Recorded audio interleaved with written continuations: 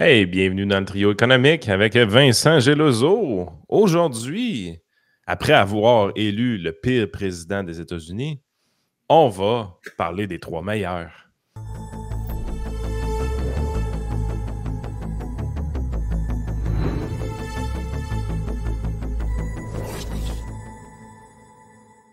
Ben quoi, c'est un podcast économique québécois. Il faut qu'on reste dans la tendance québécoise. Si un jour on veut être subventionné. Faut dire des choses. Faut faire beaucoup d'hyperbole, d'exagération. Penses-tu qu'un jour on va être subventionné par le ministère de l'Économie pour notre podcast? Ben écoute, ça serait probablement, selon ma définition personnelle, Ouais. ce serait la subvention la plus efficace que le ministère a jamais donnée. Oui. Fait que là, mettons qu'on faisait avant que tu y ailles avec ta liste, là, et puis les raisons, faisons la liste que, mettons, si on faisait un Vox Pop et on demande ça à des Québécois, quels sont les trois meilleurs présidents de l'histoire des États-Unis? Donc, forcément, JFK, John F. Kennedy, Barack Bill Obama. Clinton et Barack Obama. Moi, je dis que c'est ça les résultats que tu obtiens. C'est sûr que je pense que c'est les trois que les Québécois sont les plus susceptibles de connaître à cause je veux dire, on est loin des États-Unis dans le sens, on ne connaît pas leur histoire. Mais je te dirais qu'il y a des chances que Lincoln fasse la liste, peut-être. Oh non, pas avec les Québécois. Puis c'est quand même le président de la fin de l'esclavage. Ouais, mais ça fait longtemps, il faut être dans la mémoire récente. Pas avec les Québécois, oublie ça. Okay. Puis, dans notre cercle privé, tu sais, du temps qu'on était vraiment geek, Vincent, en 2005, 2006, 2007, là, on était des jeunes militants à des Kiss. C'était dans le temps que Vincent avait des cheveux? Ou... Ben, non, ils avaient perdu déjà. Mais... je sais pas si tu te rappelles, mais si on faisait la liste à cette époque-là avec nos amis qui étaient militants à la DQ de l'époque, là, on aurait les gens auraient sorti Reagan. Pas vraiment, on n'aurait pas entendu de Bush tant que ça, je pense. Mais c'est sûr que Reagan, il sortait. Ouais, Reagan serait dans la liste, mais je pense pas qu'il y aurait d'autres mentions.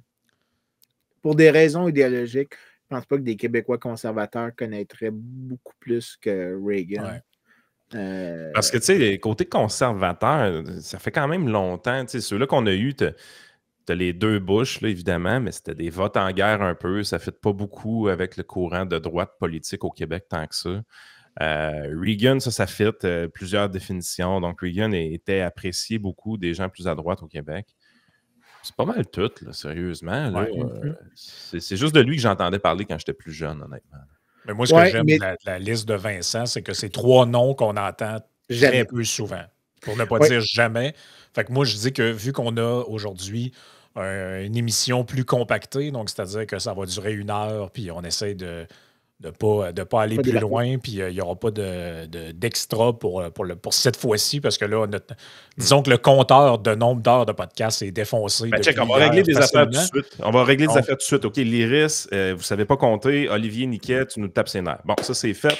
Next, on va... Non, mais je vais me permettre des... Tu peux pas m'enlever de faire des commentaires. Mais c'était au cas que tu l'oublies. Donc, OK, d'accord. Checklist est faite. C'est bon. Checklist est faite. Donc, en troisième position... Mais attends, disons aussi que les trois que je vais mentionner sont aussi probablement pas les trois que les Américains mentionneraient. Les Américains, généralement, les trois qu'ils vont mentionner, c'est une variance entre Franklin Delano Roosevelt, le président de la Deuxième Guerre mondiale, Theodore Roosevelt, qui est l'oncle, le cousin de l'autre, excuse-moi. Ouais.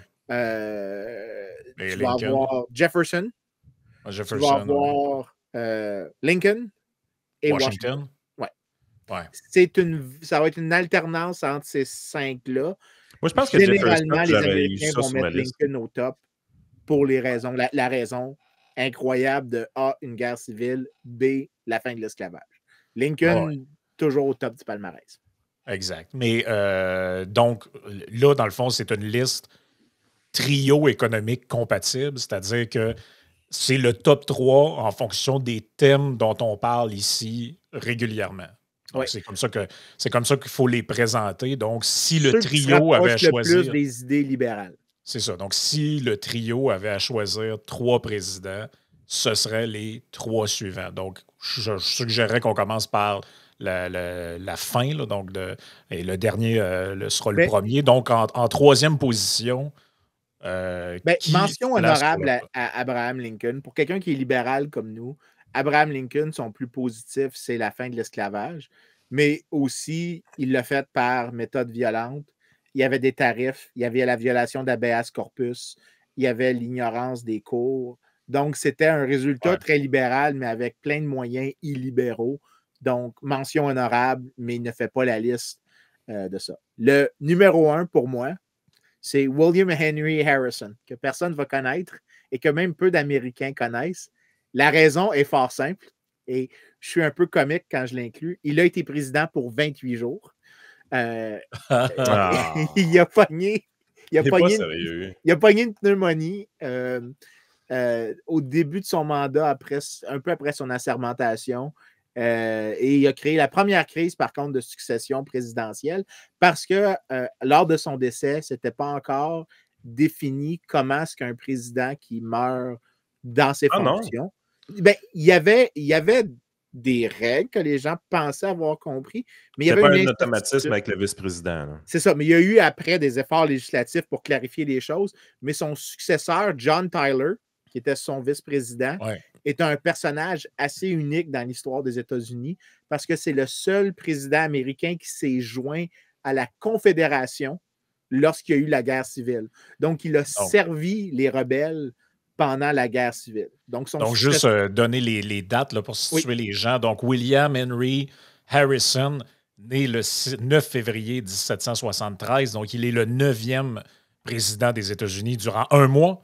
Il succède à un gars qui a un nom qui ressemble plus à celui d'un DJ allemand que d'un... Martin Van Buren. Martin Van Buren, qui est un président des États-Unis. Et il décède le 4 avril 1841.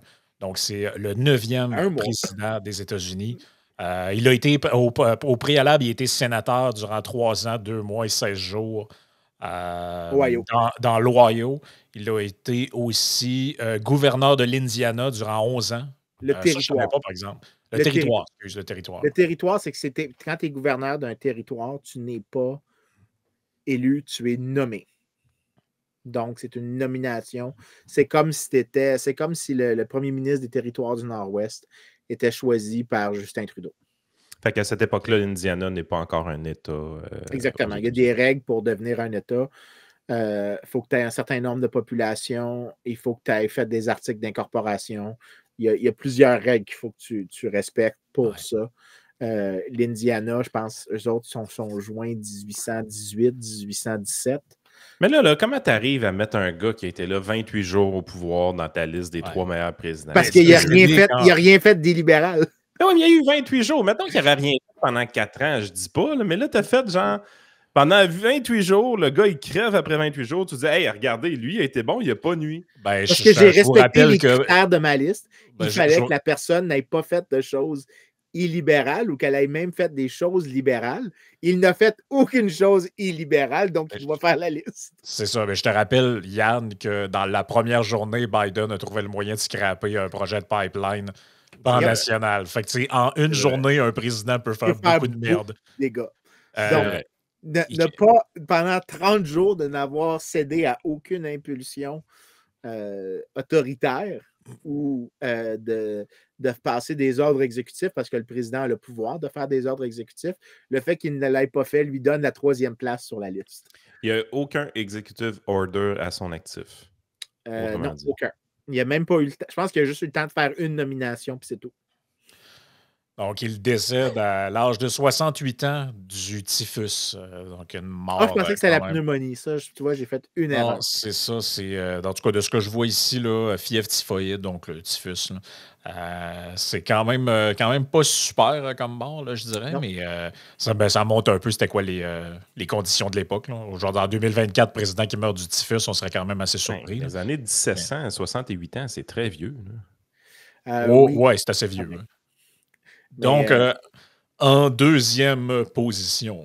Ben, les deux, je ne sais pas lequel des deux. Les deux qui sont sur le top de la liste, je ne sais pas en quel ordre je les mettrais, mais les deux, je les considère ex-aequo, maintenant. Okay, ben, commence par celui là, tu as plus intelligent à dire que ce que tu viens de faire, là, j'espère. Oui. Grover Cleveland et Calvin Coolidge. Bon, on commence ça par le premier, Grover Cleveland. 22e et 24e président des États-Unis. Comme Donald Trump! Il était le premier avant hier, en fait avant ce matin, officiellement, pour ceux qui écoutent. Mais pas encore. Tu ne le sais pas encore. Hein? S'il n'y a pas d'assassinat de Donald Trump, Grover Cleveland garderait sa place. Parce que Grover Cleveland est connu de tous les Américains comme la seule question de trivia à Trivial Pursuit. Quel président a eu 2 mandats non consécutifs? C'est une question dans tous les jeux Trivial Pursuit. Ouais. Et c'est le seul claim to fame que les gens connaissent de Cleveland, c'est qui est dans toutes les Trivial Pursuit.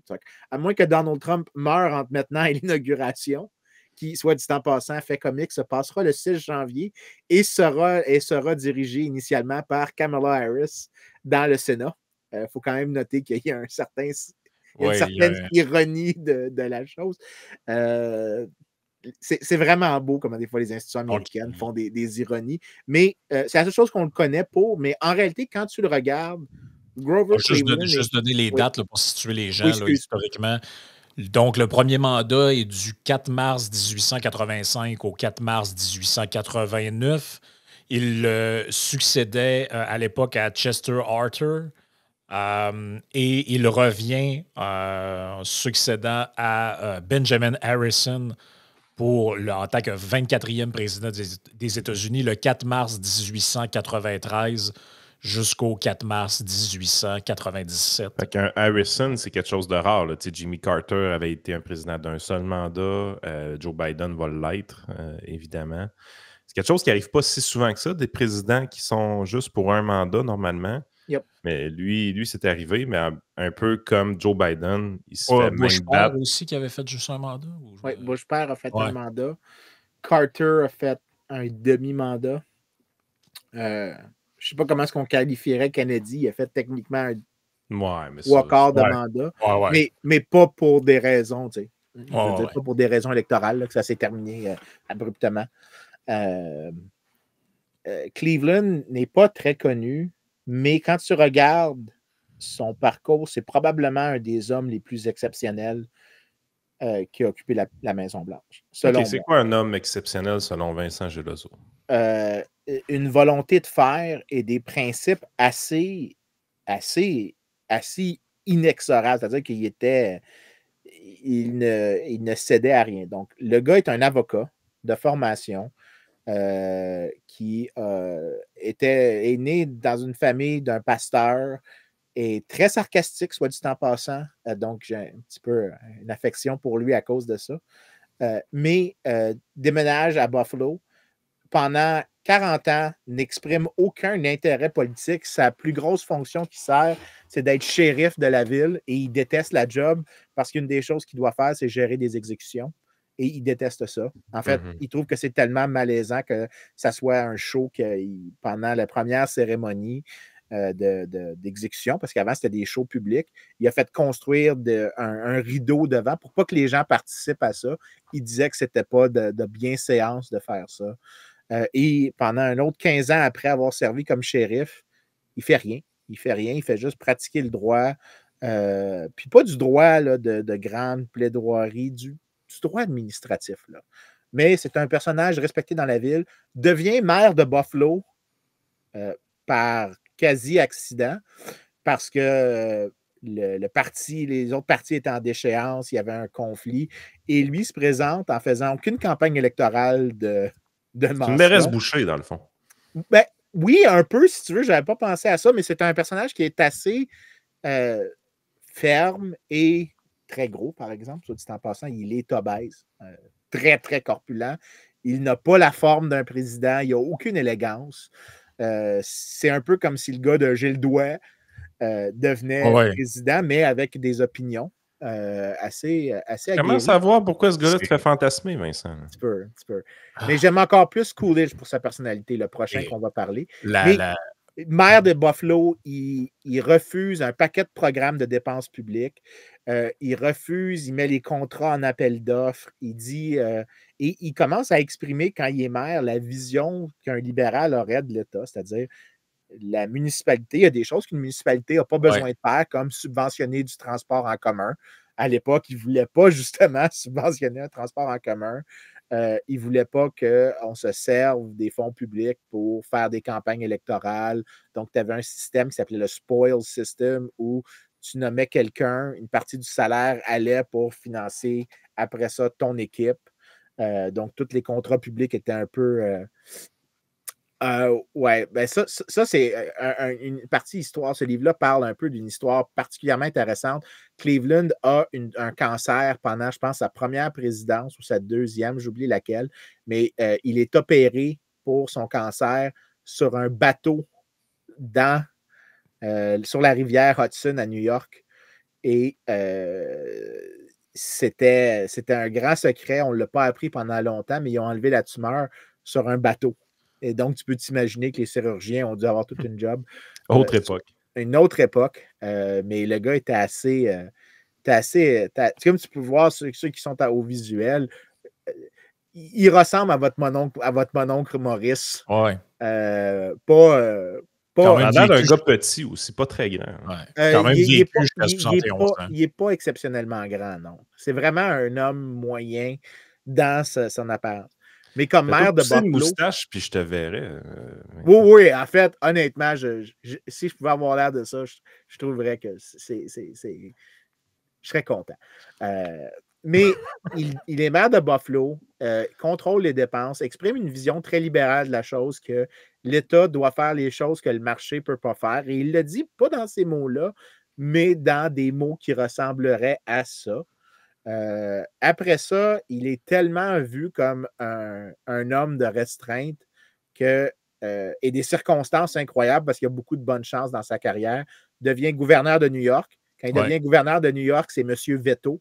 Il passe en veto toutes les lois possibles. Il dit l'État n'a pas d'affaire à faire ça, l'État n'a pas d'affaire à faire ça, l'État n'a pas d'affaire à faire ça. J'aime le gars. Systématiquement, et quand il propose des choses, il est particulièrement prononcé. Et en fait, tous ses vétos sont motivés. Il explique pourquoi il fait des vétos. Il dit, et généralement, l'explication, c'est j'ai regardé dans notre Constitution et il n'y a aucune provision que ceci est un mandat de mon office. Donc, il est absolument dans sa philosophie très lié au cadre constitutionnel. On dit aussi, Vincent, que c'est quand même un farouche partisan de l'étalon or. Peut-être expliquer un peu à l'époque ce que ça impliquait là, dans les discussions de l'époque. Ben, quand il est gouverneur, ça ne compte pas vraiment, mais l'étalon or, c'est l'idée que la masse monétaire est liée à la quantité d'or en circulation et que tu ne peux pas avoir un système inflationniste soit en allant. Puis je ne vais pas aller dans les détails là, parce que sinon on va passer une heure là-dessus, ce qu'on appelle le bimétallisme, qui est que tu as deux systèmes, l'argent et l'or. Ben lui, il disait on va rester sur l'or et on va garder le prix en lien avec les autres nations.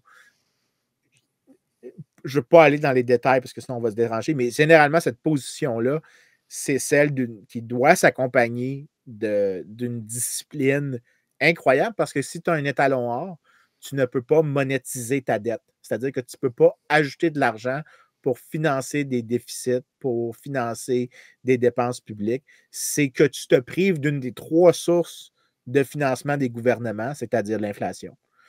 Et quand il devient président, il est le farouche défenseur de l'étalon or. Il est un farouche défenseur du libre-échange. En fait, à l'époque, il faut comprendre, ça, c'est probablement la chose qui le rend le plus favorable à mes yeux. C'est un démocrate, ton Cleveland, hein? Exactement, mais c'est un démocrate qui n'est pas raciste. Donc, il n'est pas... Ce qui est très rare à l'époque. Il est sexiste. Donc, son gros débit contre lui, c'est son opposition au droit de vote des femmes. Ouais, en 1880, il y avait-tu quelqu'un qui n'était pas sexiste? Oui, mais il est assez... En fait, dans sa vie privée, il y a des scandales. Plusieurs ne sont pas vrais, mais il est un... Ouais, je comprends ce que tu veux dire. Il est un peu misogyne. Là. Ça va plus loin que le mais aussi, tu sais, en tout cas, on peut pas... il y a du ragot, puis il y a la frontière entre ragot et histoire vraie, comme dans toutes les élections présidentielles, n'est pas facile à établir. Mais c'est pas quelqu'un que tu voudrais qu'il date ta fille, mettons, si tu as une fille. L'histoire de l'étalon or, c'est un peu la même rhétorique qu'on entend aujourd'hui, par exemple, avec les partisans de Bitcoin qui disent, vu qu'il y en a une quantité limitée, c'est dans le fond, tu peux pas embarquer dans une logique inflationniste ou de dépréciation de la devise. Là. Exactement. Donc, mais ce qui est encore plus hot chez lui, c'est que dans son premier mandat, à l'époque, il faut comprendre que le parti protectionniste, c'est les républicains. OK? Et il est monolotiquement protectionniste. Donc, tu prends 90% des députés et sénateurs républicains sont protectionnistes. Les démocrates sont partagés. Tu as une minorité de démocrates qui sont protectionnistes, une majorité qui sont free traders, mais en gros, la majorité des gens sont protectionnistes. Ouais. Cleveland, démocrate, décide qu'il va défendre une réduction des tarifs, va irriter les protectionnistes dans son parti et décide de faire sa réélection en 1888 sur le libre-échange. Il va la perdre, mais il dit que c'est une question de principe et il fait une campagne entièrement sur le libre-échange alors que c'est la position minoritaire disant que c'est une position de principe. Et, les démocrates ont déjà été des vrais liberals. Oui, mais en fait, ce qu'on appelle les different party systems aux États-Unis, et tu as des périodes de réalignement qui sont, en fait, qui généralement s'agencent avec des périodes d'histoire religieuse. Donc, le mouvement progressiste qui fait le réalignement vers 1896, après sa deuxième présidence, c'est un mouvement pas juste progressiste de gauche, c'est un mouvement hyper religieux qui est très fervent dans sa religiosité, dans l'aspect pieux. Cleveland, lui, fait campagne avec le vieux système libéral disant qu'il est pro-libre-échange et il perd en 1888 sur une campagne exclusivement pour libre-échange. C'est là que je voulais aller parce que ça m'amène à une question. Je vais montrer la carte dans un instant de l'élection de Harrison. Est-ce que, regarde, je vais la faire apparaître à l'écran. Le fait ici, la première élection présidentielle, c'est lui qui l'a gagné avec la plus faible marge. On parle de 1200 votes dans l'État de New York. Oui, super serré. Ça, c'est quand il perd contre Harrison. On voit la carte, là. Regardez comment la carte est différente de celle qu'on voit de nos jours et comment les couleurs sont réparties avec le nord, le sud, l'est et l'ouest. Est-ce que... C'est carrément l'inverse, hein? C'est carrément l'inverse d'aujourd'hui, évidemment. Les républicains sont au nord, les démocrates sont au sud. Oui. Et ma question, c'était la suivante, c'est est-ce qu'il y avait une différence entre le nord et le sud par rapport à la question du protectionnisme à l'époque? Oui, le sud a toujours été, puis ça, c'est il y a beaucoup de gens de ce qu'on appelle les Neo-Confederates aux États-Unis qui essayent de cacher un peu c'est un courant un peu raciste, en fait, explicitement raciste, mais ils essayent de dire que la guerre civile était en fait initiée par le Nord. Ils appellent ça le War of Northern Aggression. Et ils disent que c'était en fait une guerre contre le libre-échange parce que le Sud était historiquement et toujours plus pro-libre-échange que le Nord. Cette thèse-là ne tient pas la route, mais le fait, par contre, que le Sud a généralement été l'endroit pro-libre-échange est vrai depuis les conventions constitutionnelles de la fin du 18e siècle. Donc, au débat sur la déclaration d'indépendance, sur la convention constitutionnelle, tant à Annapolis qu'à Philadelphie, le Sud a toujours été plus pro-libre-échange que le Nord. Donc, ça, c'est vrai. Les interprétations qui sont faites à partir de ça sont de la bullshit, mais historiquement, c'est vrai que le Sud était pro-libre-échange. Mais c'est fucké pareil. Tu as New York qui est un swing state, la Californie qui est républicaine, le Texas qui est démocrate. Tu sais, je veux dire, c'est hallucinant. Là. Les Québécois n'ont aucune idée que c'était comme ça à la fin des années 1800. Attends, là, je vais faire apparaître une autre carte parce que lorsque Cleveland revient dans son deuxième mandat et qu'il défait Benjamin Harrison, on a un troisième parti qui entre en jeu qui s'appelle le Parti populiste. Le parti à Maxime Bernier! Oui, c'est ça. Et là, je vais mettre la carte à l'écran. C'est super serré, cette élection-là. Ils ont 8% du vote, le Parti populiste, à ce moment-là. C'est un parti de révolte agraire. La carte est quand même assez intéressante. OK, ils gagnaient des grands électeurs. Là. Oui, c'était pas juste qu'ils ont gagné des votes, là. Ils ont gagné des votes au collège électoral. C'est un parti très régionaliste qui s'appelle, pour l'époque, qui est construit d'un truc qui s'appelle La Grange, qui est un mouvement d'agriculteurs fâchés contre le fait que les chemins de fer changent la structure de l'agriculture, que les prix des chemins de fer sont trop élevés, que les prix de l'alimentation sont en train de baisser, donc ils se plaignent. C'est comme leur gestion de l'offre de l'époque, OK? C'est les mêmes complaintes, mais à une autre époque. Les historiens économiques comme Robert Higgs, qui a écrit Crisis and Leviathan, ont montré que c'était de la bullshit ce qu'il disait, mais c'était un mouvement de révolte populiste, agraire, et l'une des choses qu'ils demandaient, eux, c'était la fin de l'étalon or. Okay? Donc, le parti qui, sur la carte, gagnait les États en vert, donc les populistes de James Weaver, c'était des gens qui voulaient plus d'inflation, explicitement. Donc, est-ce qu'on peut penser que Cleveland, est-ce qu'on peut penser que le deuxième mandat de Cleveland lui est dû par une division du vote d'opposition? C'est ce qu'on dit. Non, parce que ça n'aurait pas changé grand-chose, parce que les États qui comptent à cette époque-là, là, ceux qui comptent vraiment, New York, l'Indiana, la Californie. C'est les États qui sont les plus importants, qui changent fréquemment. Parce que si tu prends tous les États qui sont au sud de la Virginie occidentale, généralement, ils ne changent pas. Donc, tous les États qui sont en bleu, incluant aussi le Missouri, tu n'as aucun changement. OK?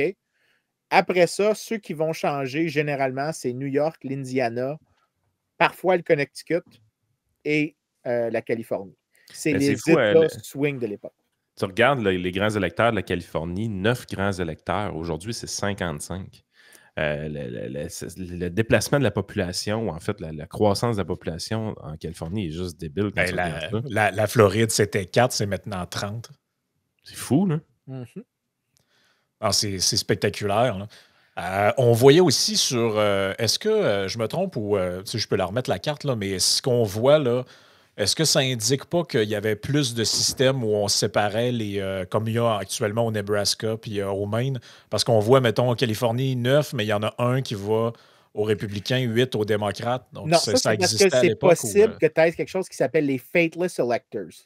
Les fateless electors, c'est que les législatures choisissent les grands électeurs. Et des fois, il y a des fateless electors, des gens qui peuvent dire qui dérogent. Fuck you. Fait que si tu regardes, par exemple, l'élection de 2016, tu vas voir les résultats tels qu'au jour du vote, mais les jours de l'assermentation des électeurs, de l'accréditation des électeurs, tu vas voir qu'il y a 2 votes au collège électoral, je pense, pour Bernie Sanders.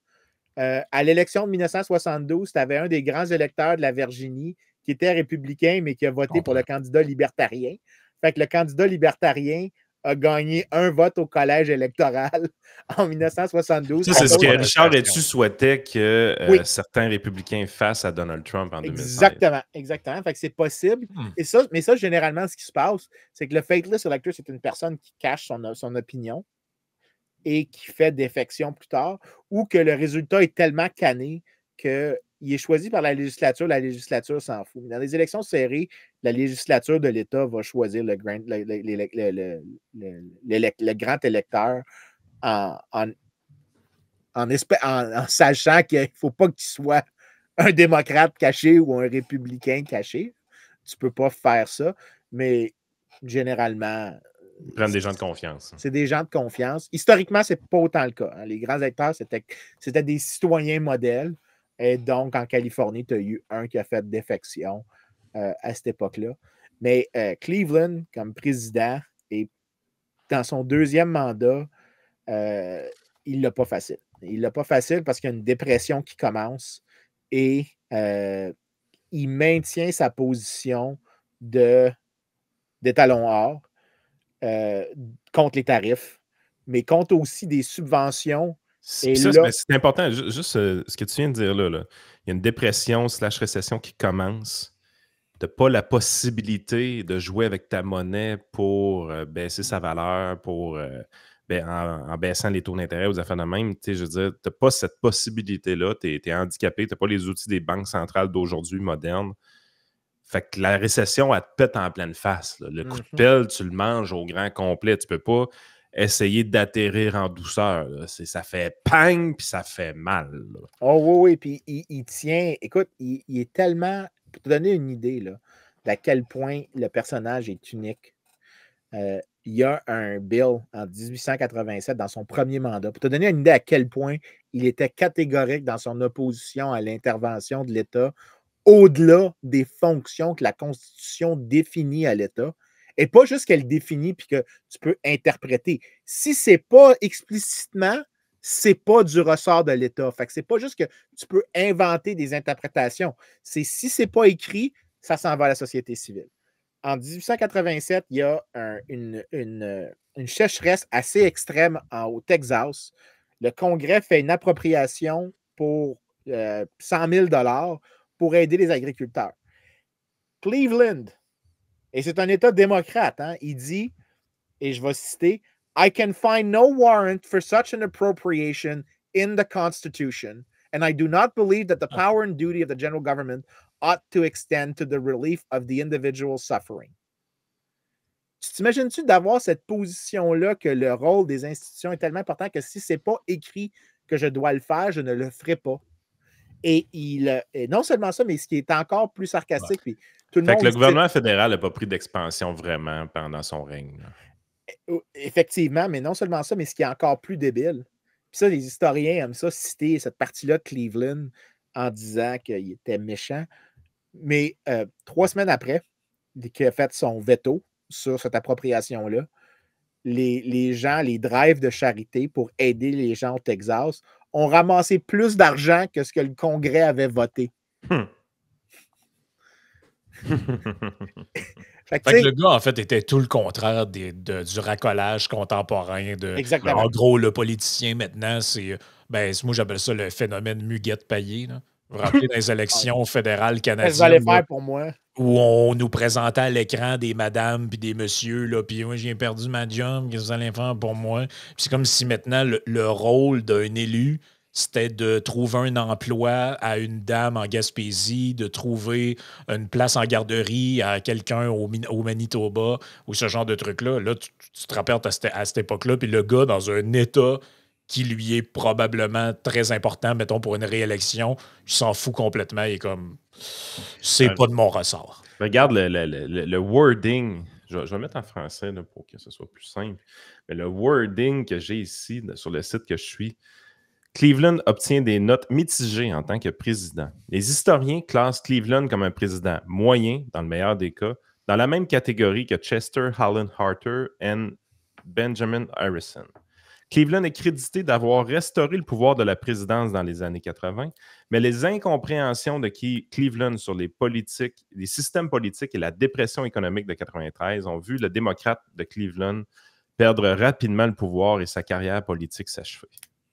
En fait, Cleveland, si tu prends les différents échantillons, parce que si tu regardes dans mon CV, j'ai quelques articles sur les évaluations des historiens, des présidents. Les historiens, tu les as en haute estime, généralement. En fait, je te dirais qu'il y a 2 choses. Un, les historiens ne sont pas particulièrement idéologiques dans leur évaluation.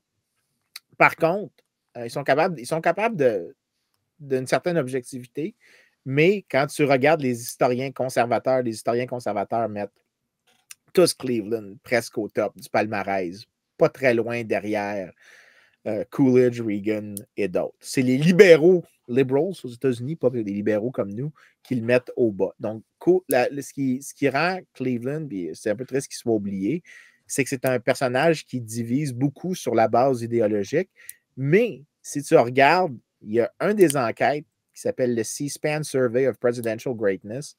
Est-ce quelqu'un qui joue avec un crayon pendant qu'il parle? Oui, c'est moi qui gosse avec mon allumeur à cigare. Allumeur à cigare. Parce qu'au moins, c'était utilisé. Chris, allume-toi au cigare, au moins. Tant qu'à faire. Mais je peux pas fumer dans mon bureau quand la sécurité est là. Fait que j'attends le soir. OK, quand la sécurité est là. Ça veut dire que tu l'as déjà fait rien qu'en masse, mon homme. Écoute, regarde, je vais montrer quelque chose aux auditeurs. ma tasse à café ici, qui est ma tasse à café d'une bol de toilette. Je mets un livre par-dessus pour pas que les gens inspectent, mais dedans, il y a mon ashtray. Donc, quand j'ai envie de fumer un peu, c'est là que je drop mes cendres. Donc, cette cigarette-là n'est pas la mienne, ce dit en passant, c'est celle d'un de mes étudiants que j'ai laissé fumer dans mon bureau pendant qu'on parlait. Puis moi, je fumais un cigare. Parce que moi, je fume des cigares. C'est la règle. Moi, je m'attendais à rien de moins. Écoute, moi, j'aime des gros barreaux de chaise. Moi, les lots patates des libéraux, c'est comme la meilleure chose que j'ai jamais entendue des libéraux du Justin Trudeau. Ouais, c'est ça. Maintenant, revenons au personnage. Cleveland, qui lui aussi est un fumeur invétéré de cigares. En fait, c'est connu comme un des plus grands fumeurs de cigares de l'histoire de la présidence américaine, de ce que j'ai compris. Mais l'autre chose. Plus tu nous expliques le personnage, plus j'ai des doutes que tu aimes vraiment ses idéologies politiques ou ben non, si tu aimes vraiment ce qu'il représente au niveau physique et habitude de vie. Écoute, j'ai l'impression que tu te vois dans ce gars-là, sérieusement. Ben, en fait, tu vas voir le prochain Coolidge, je l'aime encore plus comme personne. Mais je ne voudrais pas être Coolidge, mais j'aimerais être Cleveland. OK? Coolidge, c'est juste, tu vas comprendre quand on va arriver au prochain. Mais... Ah ouais, la moustache, le chapeau haut de forme puis le gros cigare. Ah ouais, c'est ça que je voudrais être comme personne physiquement et en termes de personnalité. Mais quand tu regardes, là, on va revenir à l'enquête, le C-SPAN Survey, dans une des dimensions, il y a la personnalité. Et sur la personnalité, il y a presque un consensus. Donc, tant liberals que démocrates, que conservatives, quand tu vas aux historiens, sont beaucoup plus unanimes que c'est un personnage à une personnalité qui est unique et exceptionnelle.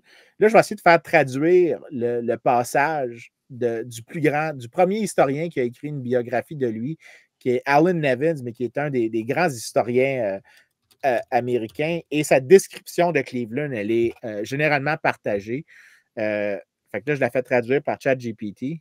Chez Grover Cleveland, la grandeur réside dans des qualités typiques plutôt que dans des traits exceptionnels. Il ne possédait aucun don que des millions d'hommes n'ont pas. Il avait cependant l'honnêteté, du courage, la fermeté, l'indépendance du bon sens, mais il les possédait dans une mesure que les autres n'atteignaient pas ou ne pouvaient même pas imaginer atteindre. Donc, c'était l'idée que ce qui le rendait exceptionnel, ce n'était pas tant qu'il était différent. Alan Nevins. Okay. Parce que tu as raison, hein, on trouve vraiment des gens qui l'encensent. Moi, j'ai quelque chose ici de Paul Moreno, The Last President Worth Voting For. On a un livre, A Man of Iron by Troy Sinek. Ça, c'était d'ailleurs, je voulais faire une recommandation de livre, la biographie de Troy Sinek. Troy, d'ailleurs, est j'ai entré en contact avec lui à cause de cette biographie-là. Je lui ai envoyé un courriel et on s'est mis à initier une correspondance parce que, non seulement ça, mais dans la biographie, il utilise des termes d'économiste, il les comprend. Et ça m'avait vraiment... Un man of iron. Check ce qu'il dit, Troy Sinek. Putin is a man of iron, the last Democrat to embrace the classical liberal principles of the party's founder, Thomas Jefferson. Oui. Et je vais donner un dernier truc avant qu'on passe à Coolidge qui fait que Cleveland, pour moi, a vraiment un spot important. Sa plus grande opposition, c'était à l'époque The Grand Army of the Republic. Et ça, en gros, c'est les vétérans. Et les vétérans, c'est le groupe d'intérêt de la fin du 19e siècle. Pourquoi? Parce que, ils ont tous servi ensemble. Ils sont très, très faciles de s'organiser. Et ils ont le plus gros item de dépenses publiques du gouvernement, un des plus gros items de dépenses publiques du gouvernement fédéral de l'époque, les pensions pour les vétérans. Et les vétérans demandent constamment des avances sur les pensions, des pensions plus généreuses, des exceptions pour que c'est... Par exemple, puis ça, c'est pas une joke, le dernier versement de pension de la guerre civile américaine a été donné en 2007 à la femme d'un ancien vétéran qui avait marié une fille de 17 ans pour qu'elle ait une pension à vie. C'était pour te donner une idée à quel point le programme était généreux. Cleveland n'aime pas ce type de programme-là. Il aime pas nos fonctionnaires québécois ont ça. Hein? Si vous êtes une belle jeune femme de 18 ans qui tombait en amour avec un vieux monsieur célibataire de 75 ans, anciennement fonctionnaire du gouvernement du Québec, et vous, même pas obligé de le marier, il faut juste vivre 1 an avec pour être conjointe de fait, puis qui décède. Il s'étouffe avec ses Fruit Loops. Tu vas être une pensionnée à vie tant aussi longtemps que tu vas respirer. Fait que tu peux recevoir la pension du bonhomme à la hauteur de 50% pour les 80 prochaines années. Hey, excuse-moi, j'ai même tort. Le dernier versement de la guerre civile américaine pour les pensions, c'était le 31 mai 2020. C'est le dernier versement des pensions. Pour te donner une idée à quel point le programme était généreux, c'était ça. Et Cleveland s'oppose systématiquement à ces affaires-là. Il dit oui, d'accord à l'idée d'une pension pour en fait le service militaire, blablabla. Mais marie pas une petite jeune. Mais il refuse qu'on s'en sert à des fins politiques. Il refuse. Et il est catégorique et c'est ça qui le fait haïr dans son deuxième mandat. Parce que pendant la dépression, il refuse des avances sur les pensions, sur ceux qui ne sont pas encore éligibles.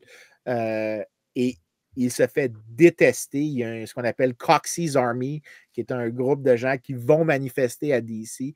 Et il leur résiste. Il est intractable. Il refuse de changer son opinion.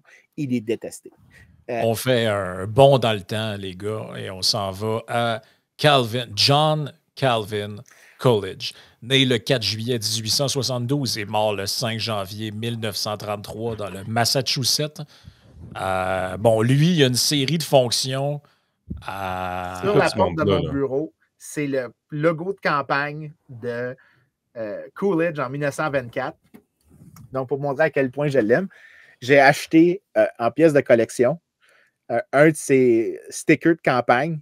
Et ça, c'est la fête multicolore, ça, là, le paillat? Là? Non, en haut, c'était en haut de la porte. Là, c'était le dessin de ton enfant. Oui, c'est un dessin de mon enfant. Okay. C'est ça. Celui en haut de la porte, c'est écrit « Keep cool with Coolidge ». Donc, lui, il a quand même une carrière politique bien remplie. Donc, il commence en étant membre de la Chambre des représentants du Massachusetts. Il est le 16e maire de Northampton, membre du Sénat au Massachusetts, président du Sénat au Massachusetts, 46e lieutenant-gouverneur du Massachusetts, 48e gouverneur du Massachusetts.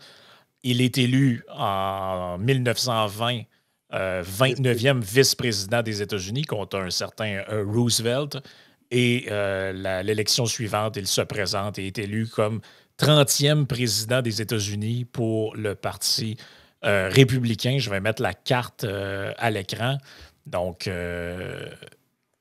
d'ailleurs, il y a un troisième parti encore cette fois-là qui est dans les airs et c'est le Parti progressiste avec Robert Lafollette du Wisconsin. Qui obtient quand même presque 17% des voix. 4 800 000 personnes ont voté pour lui. C'est relativement énorme. Là. Donc, je vais mettre ça à l'écran pour les auditeurs.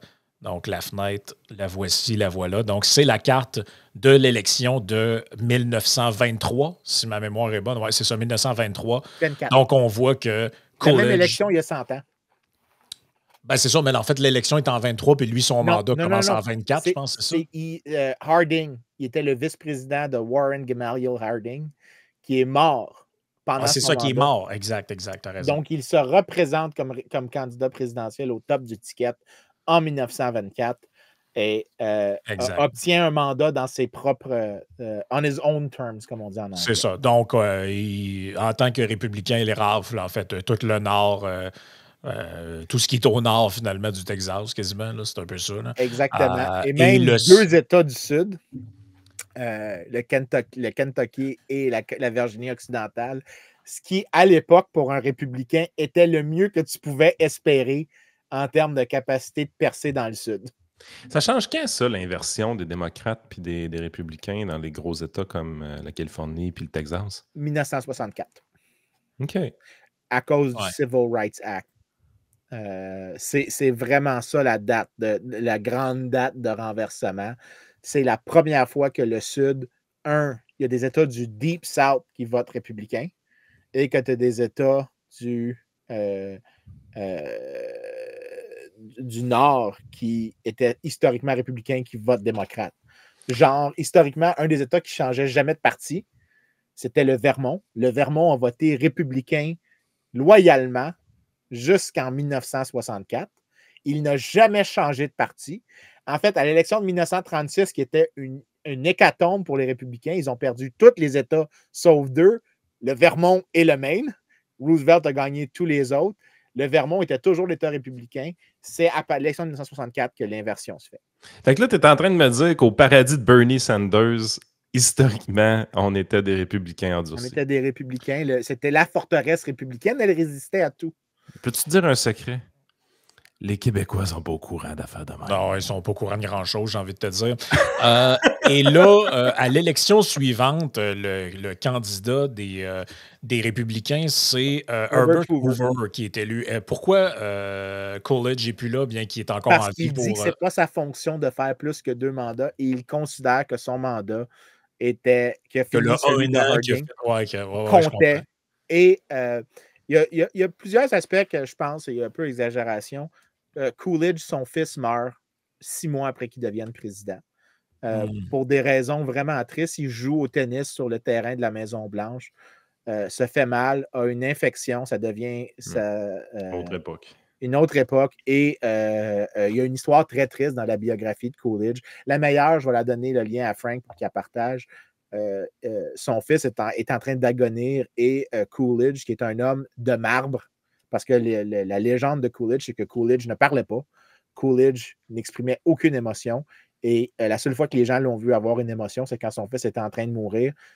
Il cherchait à attraper un lapin sur le terrain de la Maison-Blanche pour que son fils puisse tenir un lapin pendant qu'il ait ses derniers moments. Et Coolidge était un personnage vraiment unique. Mais comme président, ce qui le rend vraiment unique, c'est que quand tu regardes ce qu'il faisait quand il était, par exemple, maire de Northampton, il est clairement un progressiste. Il est beaucoup plus à gauche comme maire et comme sénateur. Mais quand il arrive au gouvernement fédéral, il se met à respecter la Constitution religieusement. Il dit, c'est pas de mon ressort de faire ça. Et il se met à adopter vraiment la philosophie de que l'État, lorsqu'il doit faire des missions, doit être au niveau local, doit être ciblé sur les collectivités. Donc, il est un fédéraliste true and true, respecte les concepts du fédéralisme et que l'État fédéral n'a que des missions très limitées, très ciblées. Et comme président, je vais compter une affaire un peu comique après. Une des choses qui est connue, c'est son surnom, c'est Silent Cal, parce qu'il parlait tellement pas. Et 2 histoires qui disent à quel point sa philosophie était vraiment de gouverner de manière libérale. Puis je vais dire à la fin ce qui était négatif de lui. C'est une fois, il y a des gens qui viennent le voir pour demander une subvention. Et le premier parle pendant 20 minutes expliquant pourquoi. Il dit absolument rien. Le deuxième se répète le même point. Et tout ce qu'il dit, il dit « Je vois que vous êtes en accord. » Il n'a rien rajouté, il dit « Refusez. » Incroyable. Il a juste dit ça. Tellement que la grande joke, c'est qu'une fois, il était allé dans un party et il y avait une madame qui a dit I bet my friend $100 that I would get you to say more than 2 words. Et il a dit You lose. Et il n'a plus rien dit de la soirée. Il y avait un petit côté Churchill. Là, il était très sarcastique, il était très acerbique. Mais plus tard, on lui a demandé de définir qu'est-ce qu'il faisait. C'était quoi sa philosophie? Il dit un inactivisme alerte. C'est-à-dire qu'il dit ne rien faire, c'est quelque chose qui demande beaucoup plus d'énergie que de faire quelque chose.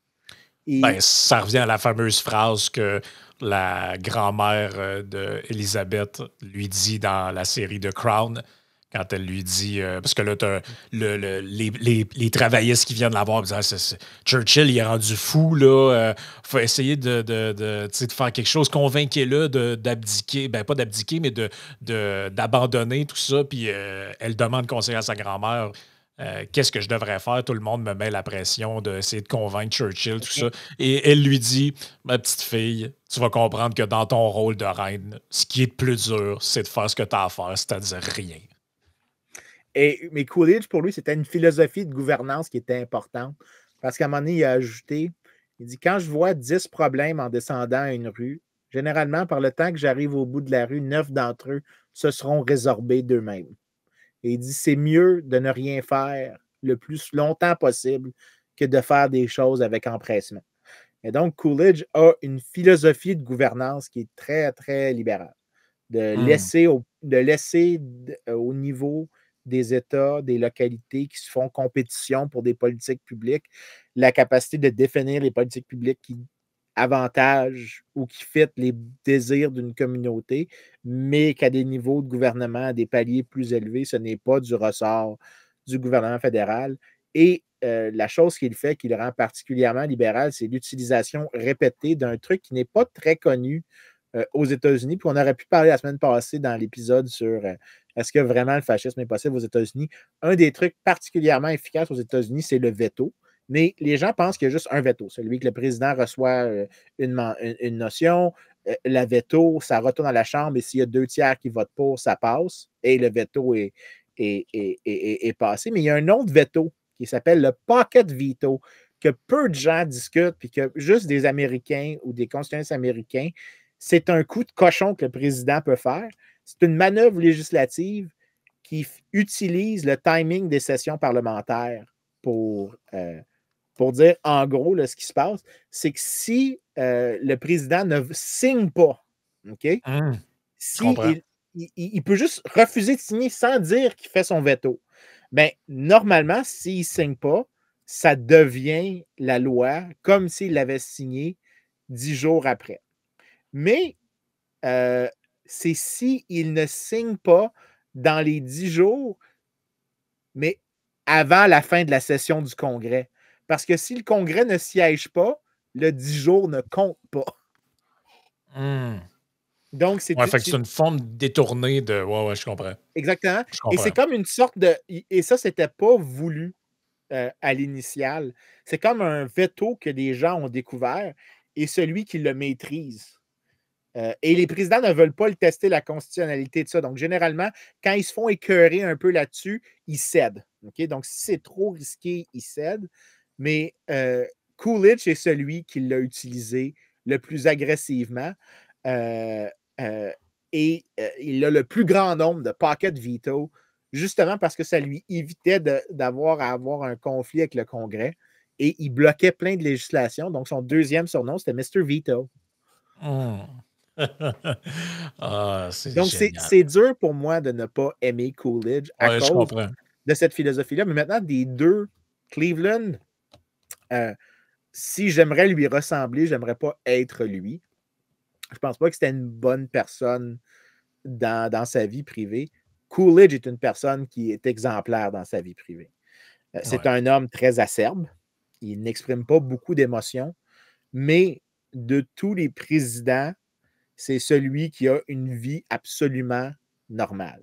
Ne trompe pas sa femme, s'occupe imminemment de ses enfants, il les aime, il leur montre énormément d'affection en privé, mais les traite avec respect, mais aussi traite les autres avec respect. Et Coolidge dit que sa carrière politique, c'est une série d'accidents qui n'auraient jamais dû arriver à un homme aussi déplaisant que lui.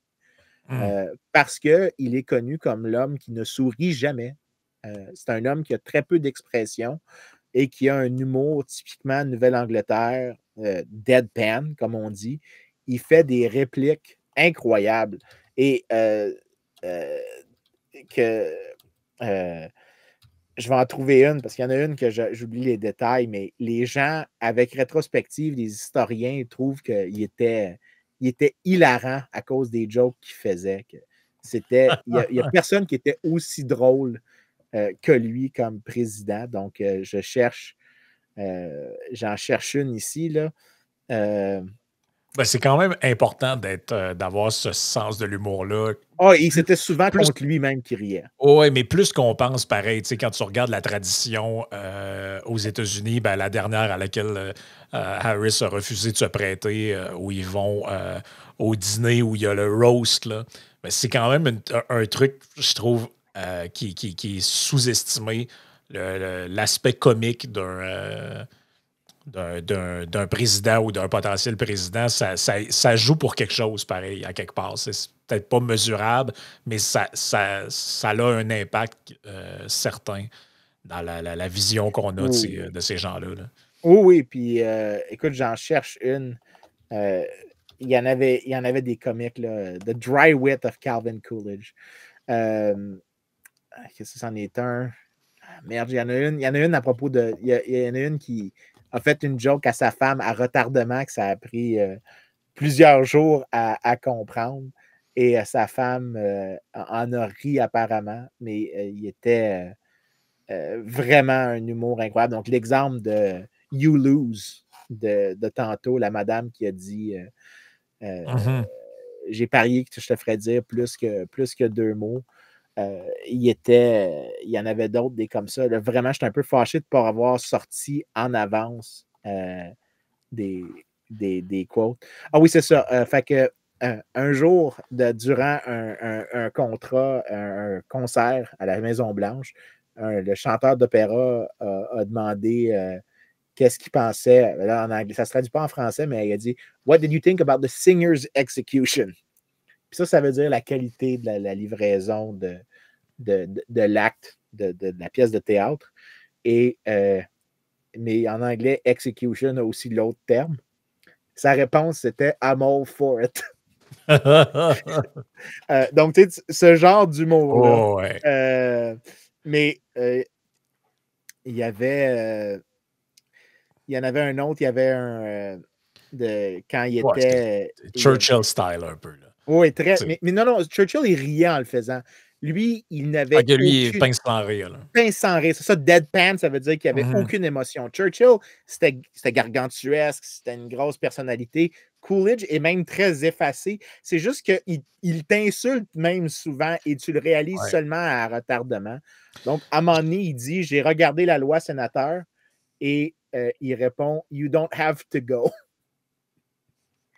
Et l'idée de la joke, c'était que le sénateur n'a pas compris, mais c'était une manière un peu de l'insulter. Et le gars, il dit, ça m'a pris 2 jours comprendre que je m'étais fait insulter. Il dit, ça arrivait fréquemment qu'il faisait ces commentaires-là. Et les gens, en fait, le plus grand satiriste américain de l'époque, H.L. Mencken, qui est celui qui fait des jokes, puis que j'en ai cité souvent là, des jokes de lui. Et lui, il dit de tous les présidents qu'on a eus, aucun n'était aussi intelligent que Coolidge. Et personne n'a fait de l'humour aussi dur que Coolidge. Et il dit, et Mencken, qui est cruel, il dit « There were no trills while he reigned, but there were neither any headaches. He had no ideas, and he was not a nuisance. I have never said such a great thing about a politician. » C'est incroyable. C'est un délice. Donc, c'est pour ça que je te dirais que des 2 personnages, Coolidge est celui que j'aime le plus des 2 et que j'aimerais mieux être dans ma vie privée comme objet de vie. Mais aussi, après qu'il a quitté, il a quitté volontairement. Il était aussi pro-vote des femmes dès le début. Il était très pro pour le droit des Noirs. Il avait essayé de pousser contre son parti des lois anti-lynçage. C'était un personnage vraiment dans sa philosophie qui avait beaucoup d'instincts libéraux. Mais je pense que le plus positif que j'ai à dire de lui, le négatif, en fait, excuse-moi, c'était c'est qu'il a signé j'oublie le nom de l'acte, mais c'était la loi sur la restriction de l'immigration. Et ça, c'est vraiment son plus gros débit, selon moi, d'une perspective libérale. Ce passage législatif est mauvais. Maintenant, par contre, un autre crédit, c'est sous lui qu'on a eu les plus grosses baisses d'impôts de l'histoire des États-Unis. Et quand je dis des grosses baisses d'impôts, OK, je vais sortir les chiffres parce que je les ai sortis pour nous. En 1923, le plus bas taux d'impôt commence à 0, mais avec une exemption de 2 000 $. C'est de 4 %, mais le taux le plus élevé est de 58 %. OK, ouais. Okay? Quand M. Coolidge cède à M. Hoover, le seuil minimum d'imposition a été augmenté. Le taux le plus bas a été baissé à 1,5 et le taux le plus haut a été baissé à 25 %. Ouf! C'est plus de la moitié. C'était la plus grosse baisse d'impôts de l'histoire des États-Unis. Même celle sous Reagan parle en comparaison. Sa réponse, il disait, le gouvernement n'a pas le droit d'avoir votre argent, un denier de plus que ce qui est littéralement nécessaire pour le faire. Écoute, je pense que ça mérite non, c'est ça. Les places sont méritées dans le palmarès. Donc, les 3 meilleurs présidents. En terminant, j'ai une question.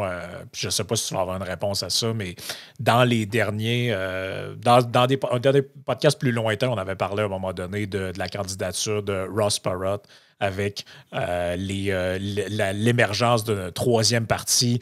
On vient de parler avec Cleveland du Parti populiste qui est arrivé, on voyait les États en vert. Avec le cas présent, on a vu aussi un troisième parti, le Parti progressiste qui arrive. Et là, bon, Coolidge s'en va et regarde ce qu'on a. On a le retour au bipartisme avec Hoover qui passe la gratte et qui détruit finalement Smith, là, à proprement parler. Ces 3 exemples-là, puis il y en a probablement d'autres, puis les gens ont parlé de Kennedy Jr., tout ça comme 3e candidat dans le début de la campagne. Mais est-ce que tu penses qu'il y a une raison fondamentale dans la manière dont les États-Unis sont faits pour que le système fonctionne encore à 2 partis et qu'il n'y a jamais vraiment eu de 3e voie qui puisse se développer? On sait que Ça, c'est un mythe beaucoup des États-Unis parce que ce qui se passe généralement, c'est que les grands réalignements que je parlais tantôt, à chaque fois qu'il y a un réalignement qui se fait, c'est juste après, justement, qu'il y a un 3e parti qui commence à grimper. Mais il n'y en a jamais un qui perdure, finalement. Mais c'est parce que ce qui se passe, c'est que les grands partis, souvent, cooptent. Fait que les partis aux États-Unis, les gens pensent que c'est des partis comme nous, on passe au Parti libéral ou au Parti québécois. Mais les partis aux États-Unis, c'est vraiment pas la même chose. C'est des trucs beaucoup plus lousses, beaucoup moins organisés en termes de lignes. Il n'y a pas de ligne. Fait que tu vas souvent avoir des drôles de coalitions, puis tu le vois souvent au niveau des États. Par exemple, le Parti démocratique au Minnesota s'appelle le Democratic Labour Party, qui est une fusion avec ça. À Puerto Rico, qui est un territoire américain, le parti qui fait partie du grand groupe des républicains s'appelle les New Progressive. Fouille-moi, mais ils ont souvent des noms différents. Et donc, souvent, les partis vont se mélanger comme ça. Donc, tu vas avoir des sortes de partis qui existent au niveau local, qui vont faire alliance avec d'autres. À New York, tu as un parti conservateur qui fait ticket avec, par exemple, pour la course au gouverneur, avec les républicains des fois. Même, on présentait des fois un sénateur qui était conservateur, mais qui faisait caucus avec les républicains. Donc, c'est pas... Les partis, cette espèce de lousse qu'ils ont, c'est parce qu'ils sont capables de coopter souvent ces régimes de nouvelles idées. Et donc, quand il y a des grands réalignements, c'est que des idées qui existaient sont incorporées par l'un des partis et les lignes politiques changent. Après, par exemple, que Cleveland, le Parti populiste faisait campagne pour la fin de l'étalon or à toute fin pratique, l'élection d'après, le candidat démocrate qui remplace Cleveland, c'est pas McKinley, voyons. Brian.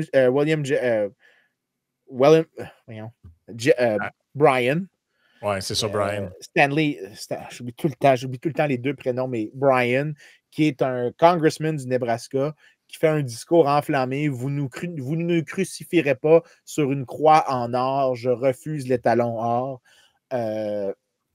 Et il fait campagne contre l'étalon or. Et c'est un nouveau grand réalignement. Mais tous les États du Midwest, de l'Ouest, qui étaient historiquement républicains, donc genre Wisconsin jusqu'à Oregon, changent des républicains vers les démocrates dans cette élection-là. Pourquoi? Ben parce que là, la question a changé. Parce qu'un des partis a coopté un des sous-mouvements pour réaligner les débats. Tu as souvent des réalignements comme ça, et c'est parce qu'ils sont assez poreux et perméables pour pouvoir absorber ce qui vient. C'est le contraire, finalement, du système britannique dans lequel on est actuellement. Malgré qu'il est bipartiste, le système américain est beaucoup plus compétitif qu'un système québécois avec 5 partis. Ouais, ou chez nous, tu as des gens qui ont des idées de génie, genre on va partir un 14e parti de gauche écologiste souverainiste. Là, t'es comme, yeah, that sounds good. C'est vraiment ce qui manquait dans le paysage politique. Hashtag Martin Ouellet, School of Economics. Sur ce, merci tout le monde d'avoir été là. Ça a été bien le fun de parler de ça. Peut-être qu'un jour, on pourrait faire le même exercice pour la scène canadienne. Ça pourrait être intéressant de le faire. Sinon, ben, on se reparle la semaine prochaine pour le prochain épisode. Ciao. C'est un Q&A, hein? Un Q&A, préparez vos questions.